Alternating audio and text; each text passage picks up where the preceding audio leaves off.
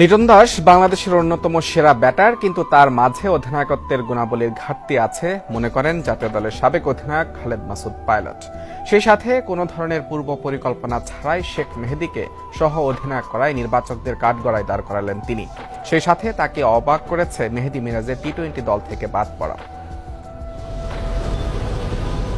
রোববার বাংলাদেশের সংযুক্ত আরব আমিরাত আর পাকিস্তানের বিপক্ষে টি-20 সিরিজের জন্য দল ঘোষণা করেছে বিসিবি। সোমবার সকালে অনুশীলন শুরু করেছে বাংলাদেশ দল। তবে ছিলেন হাতে গোনা কয়েকজন cricketer. Head coach Phil Simmons গেছেন সিলেটে এ দলের ম্যাচ দেখতে, তাই তো সিনিয়র সহকারী কোচ মোহাম্মদ সালাউদ্দিনের অধীনে শুরু হয়েছে ক্যাম্প। শুরুতেই নেট সেশন করেন সৌম্য সরকার ও তানজিদ তামিম। এরপর জাকির আলী অনিকও ব্যাট হাতে ঝালিয়েছেন নিজেকে। বোলারদের মধ্যে কেবল মুস্তাফিজুর রহমানই ছিলেন অনুশীলনে।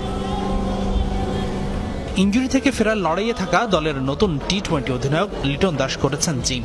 এরপর হালকা নকিংও সেরেছেন এলকেডি। দল প্রস্তুতি শুরু করলেও এখনো আলোচনার কেন্দ্রে নির্বাচকদের সিদ্ধান্ত।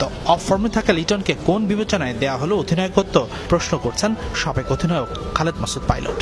ক্যাপ্টেন হবার জন্য যে বিভিন্ন রকম যে এলিমেন্টসগুলো লাগে, তার মধ্যে আমি বলবো যে একটা হচ্ছে যে খুব সুন্দর কোঅপারেশন, সবার সাথে সবার যে রিলেশন, সেই জায়গাটা আমার মনে হয় ল্যাকিংস আছে। কোচের সাথে কমিউনিকেশন, বোর্ডের সাথে কমিউনিকেশন, প্লেয়ারের সাথে কমিউনিকেশন, আপনি মিডিয়া হ্যান্ডেলিং, তারপর হচ্ছে যে সমস্ত কিছু নিয়েই আপনার লিডার।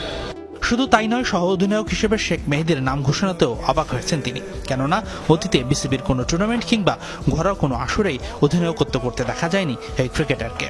আমি শেখ মেহেদীকে উদ্দেশ্য করে বলছি না, আমাদের বোর্ডের সিলেক্টরদের কোনো প্ল্যানিং নেই।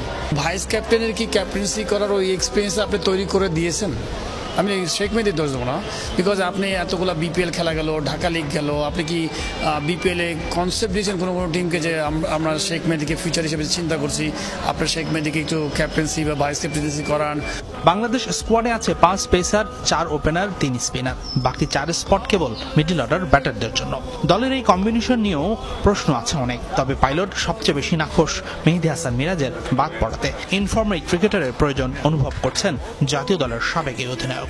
মেহেদী মিরাজ বাদ, আপনার লাস্ট এই যে বাংলাদেশ টিমের খারাপ ব্যাটিংয়ে যে ধারাবাহিকভাবে যে খারাপ ব্যাটিং করে আসছে, লাস্ট ম্যাচে কে পারফর্ম করেছে? হতে পারে টেস্ট ম্যাচ, তো সেই প্লেয়ার